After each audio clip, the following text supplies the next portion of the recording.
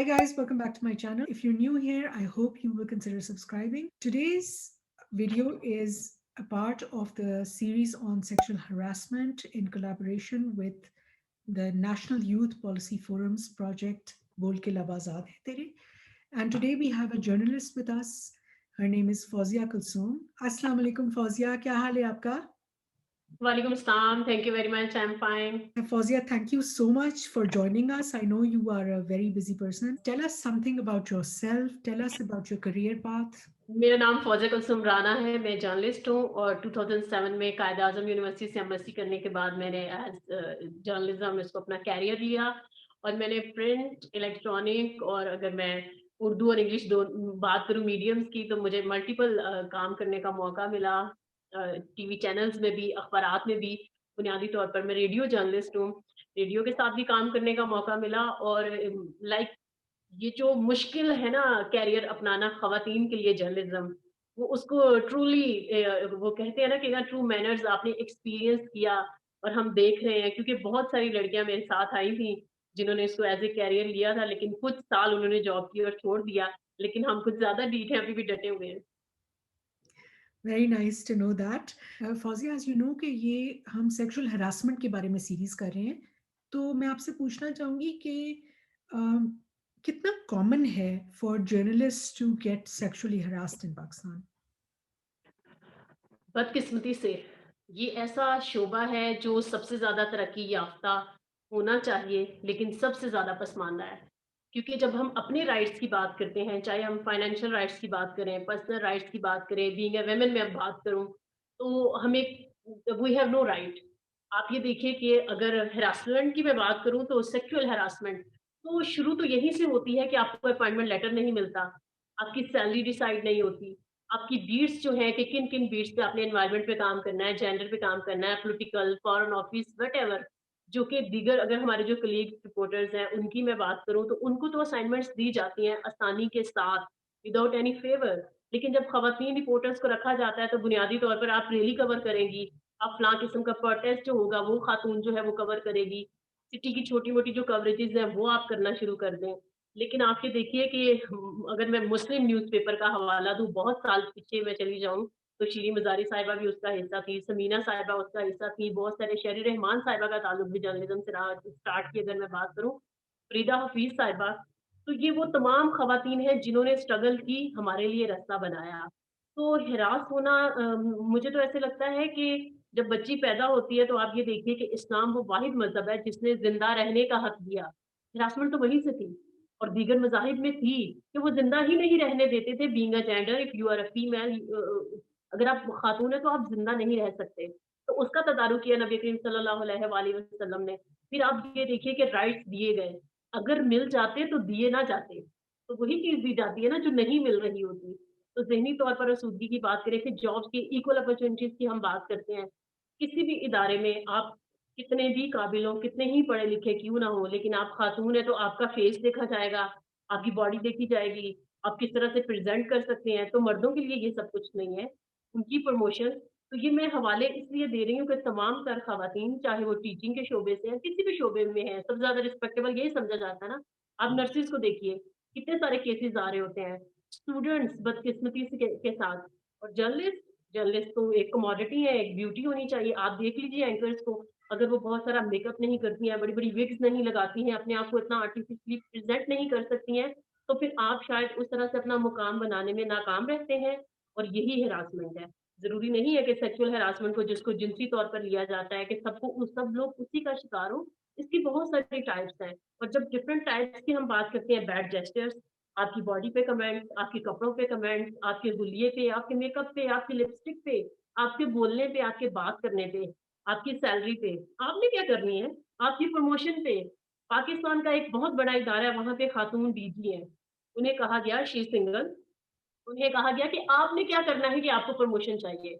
उनकी फाइल रुकी हुई है। तो ये वो सारी चीज़ें हैं जो कि जर्नलिस्ट हम तो फेस कर रहे हैं। जब हमने काम करना है तो काम हमें किस किस्म की असाइनमेंट दी जानी है, वहाँ से रास्ते शुरू होती है और फिर किन लड़कियों को शायद आप ये देखिए कि मीडिया में भी कहा जाता है गुड लुकिंग सी हो तो रिसेप्शन पे बैठेगी।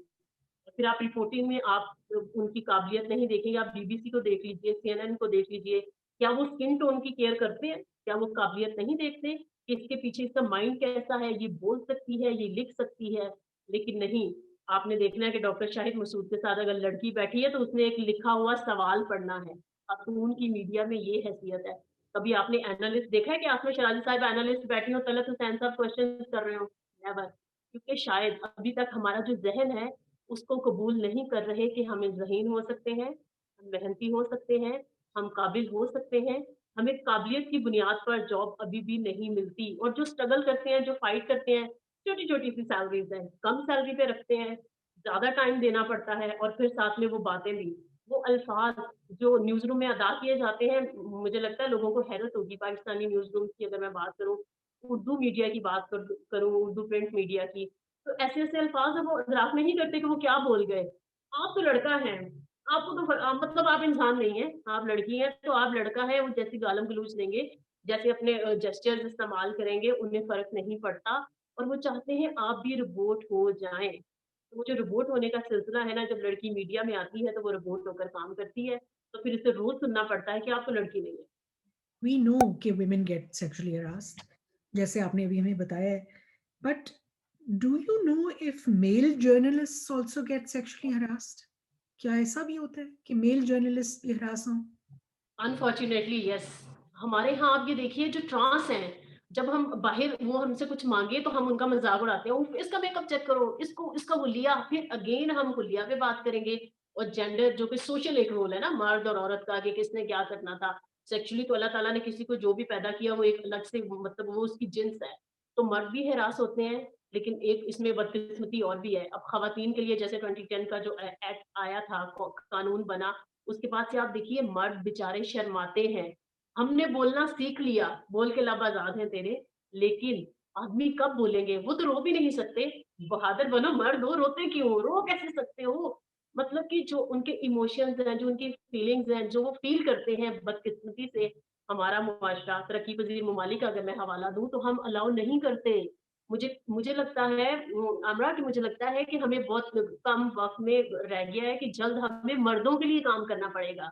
ये जो हिरासत है बेसिकली ये एक ज़हनी मर्ज़ है, जो कि अनकम्फ़र्टेबल किया जाता है दूसरे जेंडर को, चाहे वो ख़ातून है, वो मर्द है, ट्रांसजेंडर है, वो कुछ भी है। बुनियादी तौर पर लोग क्या करते हैं, अपनी जो पावर है, अपनी जो अथॉरिटी है, उसको दूसरे पर मुसल्लत करना चाहते हैं।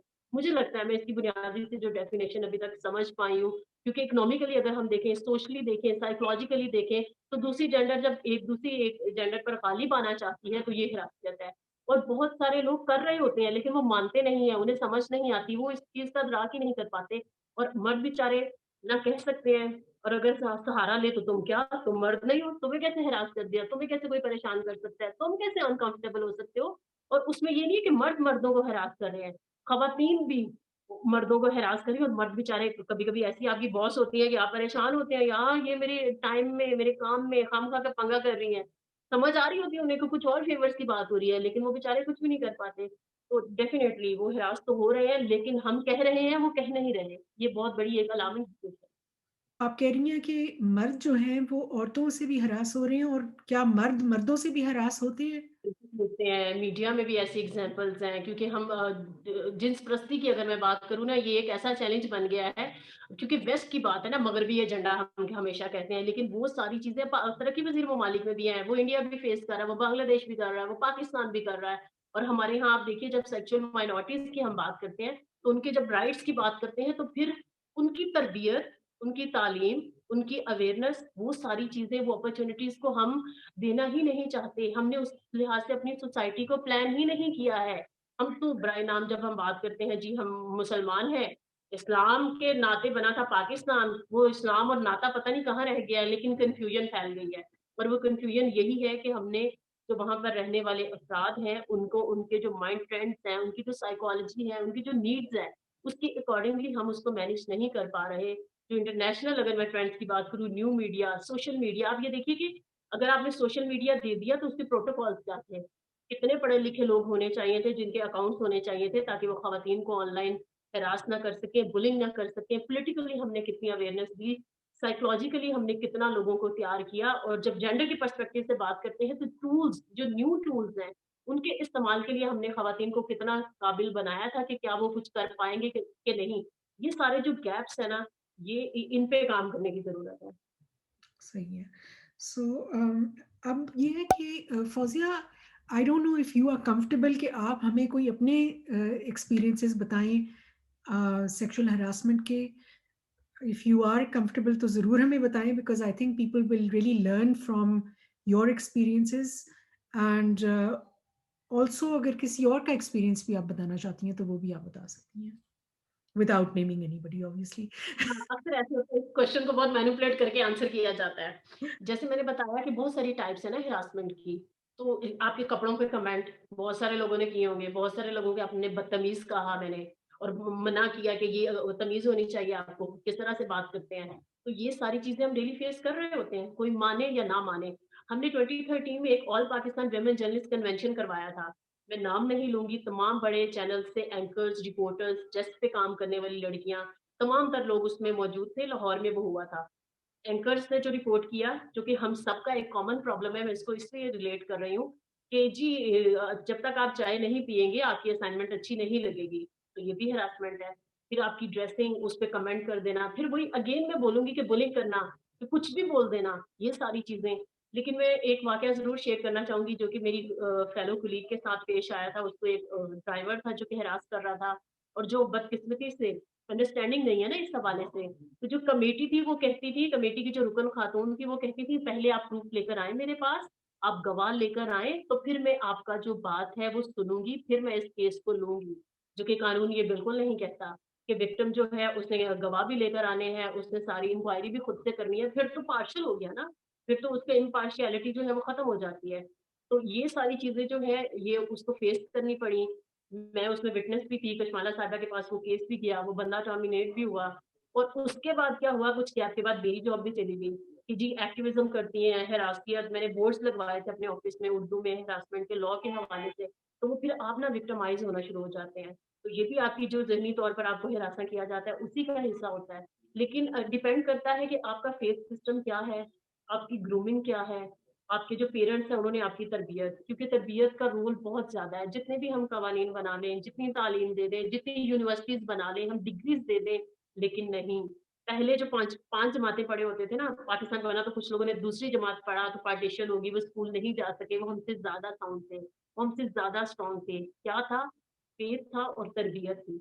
उन लोगों की राइटिंग, उन लोगों का लिखने का स्टाइल, उन लोगों का इशफाक अहमद को समझ लेना, मतलब कि अगर मैं इंटेलेक्चुअल्स की बात करूँ, इकबाल को वो लोग समझते थे यार, अभी हम कितनी डिक्शनरीज़ देखते हैं, हमें पर्शियन तो नहीं आती, हम उनकी उर्दू की शायरी को नहीं समझ सकते। तो जो तरबियत है, उसका रोल बहुत ज़्यादा है और हिरासमेंट कोई माने या ना माने, चाहे वो एंकर्स हैं, रिपोर्टर्स हैं, जीएसएनजी में काम करती हैं लड़कियाँ, कैमरा ऑपरेट कर रही हैं, टेक्निकल फील्ड्स में हैं, टिकर्स लिख रही हैं, एडिटिंग कर रही हैं, डेली सामना करना पड़ता है और सबको करना पड़ता है।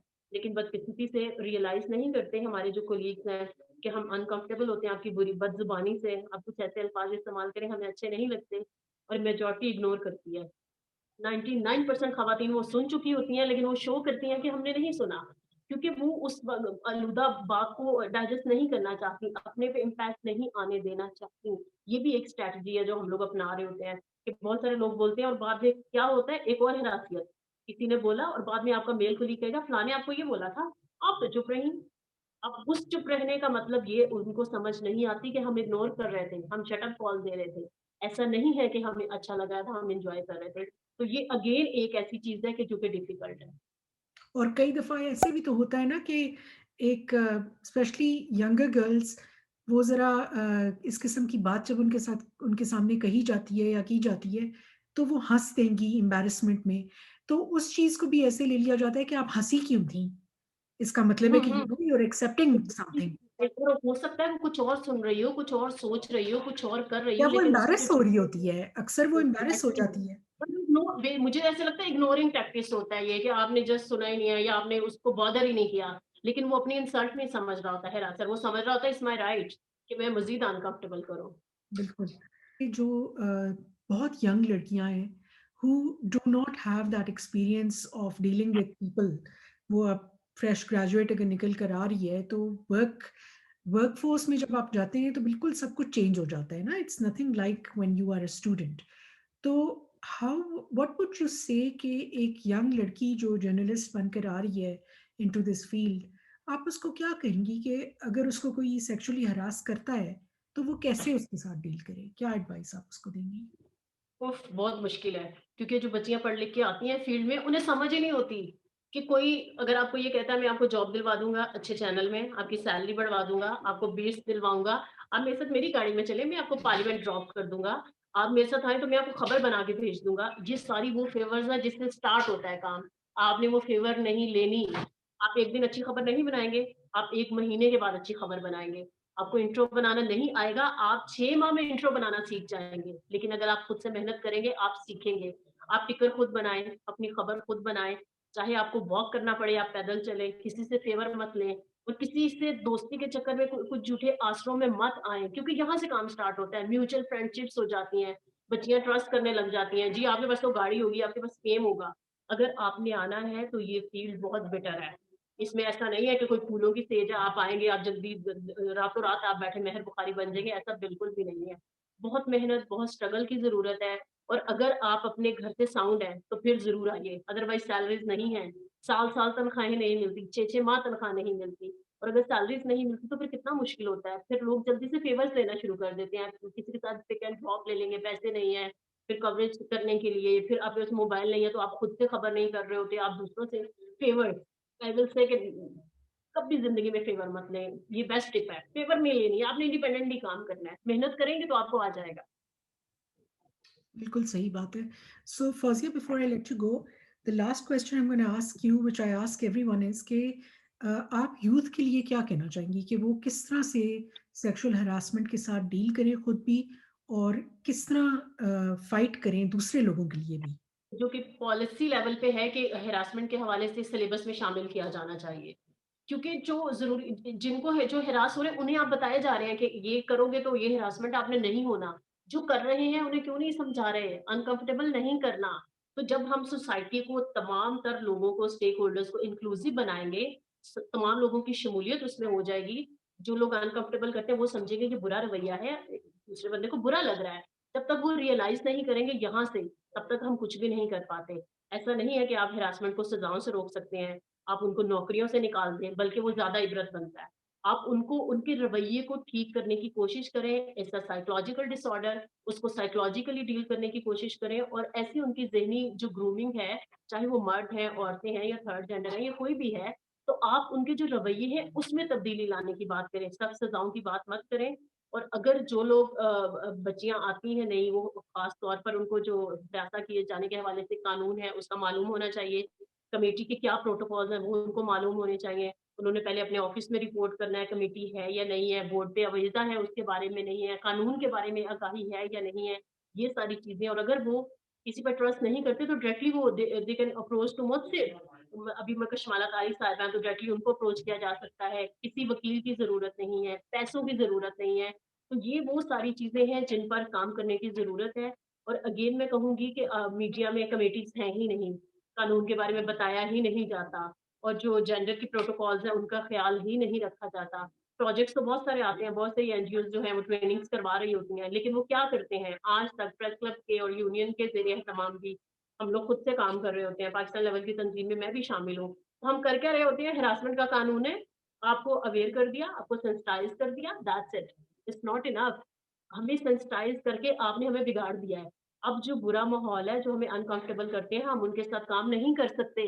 उनको कौन ठीक करेगा? ये जो उनको हिरासत को ठीक करना है ना, उसको उसके रवैये में चेंज लेके आना है।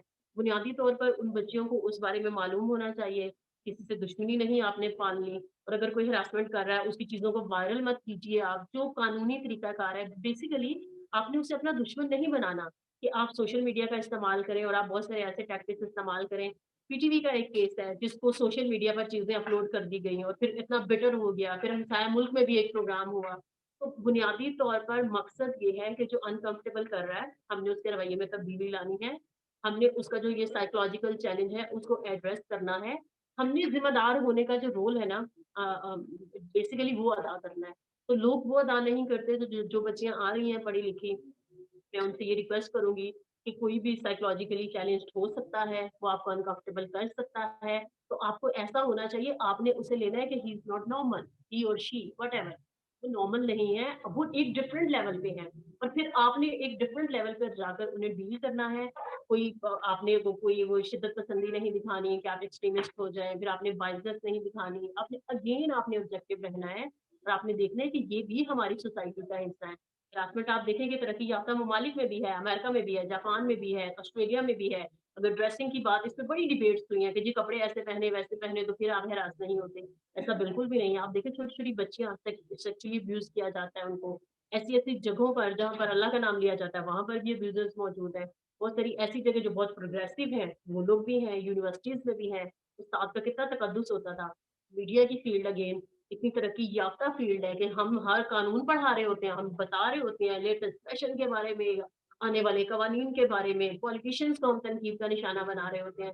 एक सर्वे आप करें वर्किंग कंडीशंस पे, आपको नज़र आएगा, अगर एक ऑफ़िस में एक लड़की है, there is no washroom, there is no prayer area, मतलब लंच करने के लिए, और अगर वो मतलब एक्सपेक्ट कर रही हैं खवातीन तो उन्हें जॉब से फायर कर दिया जाता है। तो ये सारी इतनी सारी टाइप्स हैं कि जीने का हक जो है ना, वो शायद मुश्किल से मिलता है और छीनना पड़ता है। तरक्की-पज़ीर ममालिक की मैं अगर बात करूँ तो कंफर्टेबल कुछ भी नहीं है। और सबसे पहली बात तो यही है, क्यों करती हैं जॉब? ना करें ना, घर में बैठें। और फिर जो करती हैं वो बेचारी से टैग होती हैं। वो हिरासमेंट ये है कि वो बेचारी हैं, उनको कोई प्रॉब्लम है, उनके घर में कोई नहीं है। हालाँकि घर में भी होगा, शौहर भी होगा, भाई भी होगा, बेटा भी होगा, उसकी भी तो ज़हनी इस्तेदाद है ना, तो अपनी काबिलियत को इस्तेमाल करना चाहती हैं, वो इकॉनमी में कंट्रीब्यूट करना चाहती हैं। हमारी आबादी का तकरीबन 50% जो है वो ख़वातीन का है। लेकिन हम क्या समझते हैं, हम उन्हें इकॉनमी में कंट्रीब्यूशन उनकी चाहते ही नहीं है। अगर किसान ख़वातीन हैं, हम उन्हें उनकी मलकियत के हकूक़ नहीं देते। अगर मीडिया पर्सन्स हैं, हम डिसीज़न मेकिंग में नहीं लेके आते। आपको एडिटर ख़वातीन नहीं मिलेंगी, शेरी मज़ारी साहिबा ने नेशन छोड़ा। अभी कितनी ख़वातीन हैं जो एडिटर लेवल पे बैठी हुई काम कर रही हैं। डायरेक्टर करंट अफेयर्स हमेशा आपको फ़हद हुसैन, तलत हुसैन व्हाटएवर, सॉरी मैं इनके नाम ले रही हूँ, बड़े काबिल जर्नलिस्ट हैं सारे। तो इन लोगों को रखा जाता है ना। फिर अगर बात की जाए नसीम ज़ाहरा के शो की, जी रेटिंग अच्छी नहीं है, तो नसीम ज़ाहरा का जो दिमाग है आप वो क्यों नहीं इस्तेमाल कर रहे? तो तरीना हुसैन साहिबा अभी पीटीवी में गई हैं, अभी रेडियो में समीना परवेज़ साहिबा पहली फीमेल डीजी थी, अभी भी एक फीमेल डीजी है। तो खवातीन को जब आप लेकर आएँगे डिसीजन मेकिंग में, चाहे फिर वो तमाम फ़ील्ड्स में उनको लेके आएँगी। वो देखेंगी कि अगर कोई खातून कैमरा पर्सन है, उसके क्या इश्यूज़ हैं, अगर वो डेस्क पे काम कर रही है, अगर वो रिपोर्टिंग में है, अगर वो एंकरिंग में है, वो रिसर्च में है, वो प्रोडक्शन में है, वो एडिटिंग में है, कितने शोबे हैं, वो लाइव कर रही है। तो खवातीन ये सारी चीज़ें कर रही हैं, लेकिन डर-डर के कर रही हैं, मुश्किल से कर रही हैं। और ख़ानदान में तो आपको पता है फिर लिबरलाइज़ किया जाता है। तो इनकी बेटी मीडिया में है, ओह! बहुत आज़ाद ख़्याल होगी। हालाँकि मुझे लगता है हमारे ख़्यालात सबसे पुराने होते हैं, हम ज़्यादा रिस्पॉन्सिबल होते हैं, क्योंकि हम डर रहे होते हैं कि हमारा शोबा ऐसा है, हमने कुछ भी किया तो वो कहेंगे एक तो मीडिया में थी, तो एक वो लाज रखनी होती है। पेरेंट्स से फिर परमिशन ली होती है आपको अपनी मर्ज़ी से जॉब करने की, वो भी हरासमेंट होती है आपकी ज़हनी तौर पे, आपने ये वाला काम करना है, ये वाला नहीं करना। इन्वेस्टिगेटिव रिपोर्टिंग नहीं कर सकते जी आप स्पोर्ट्स क्यों करेंगी? आप जॉगर्स और जीन्स और ये सारी चीज़ें, ये भी चीज़ें अभी तक हैं। अभी तक आप प्रेस क्लब्स में भी जाएँ तो आपको लड़कियाँ कम नज़र आएँगी और अगर आएँगी जो तो वो कहेंगी ये लड़का नहीं है। भई क्यों? लड़की ही है। मतलब कि लड़का होना क्यों ज़रूरी है इस माशरे में काम करने के लिए, अपना जो कंस्ट्रक्टिव रोल है वो प्ले करने के लिए, इकॉनमी में कंट्रीब्यूट करने के लिए। ख़वातीन ने तो दर्स भी दिया, पढ़ाया भी, जंगों में भी सर्व किया। अगर हम अपनी हिस्ट्री की बात करें, मैं तो मुसलमान हूँ, मुसलमान होने के नाते मुझे तो हज़रत खदीजा बिज़नेस करती नज़र आती हैं, हज़रत आयशा का तदरीस में और दीगर शोबों में मुझे रोल नज़र आता है। तो हज़रत ज़ैनब को देखिए आप, एक जंग का वाक़या जो सारा उन्हीं के ज़रिए पहुँचा ना, तो लीडरशिप हमें नज़र आती है। लेकिन हिरासत जो है वो नहीं चाहता, वो हमारी लीडरशिप को ख़त्म करना चाहता है। वो हमारे कॉन्फिडेंस को ख़त्म करना चाहते हैं। Absolutely. जितनी भी आने वाली बच्चियाँ हैं, मैं उनसे यही कहूँगी कि अपना कॉन्फिडेंस ख़त्म मत करें। अपनी जो आपकी कैपेसिटी है, आपकी जो काबिलियत है, उस पर भरोसा करें और आगे बढ़ते जाएँ। नहीं बनाए किसी से, सिर्फ़ एक टूल रखें अपनी काबिलियत, तो आप बहुत आगे जाएँगे। Well said, Fawzia. Well said. Thank you so much for your time. It was a pleasure talking to you. Thank you, same here. Khuda Hafiz. Thank you so much.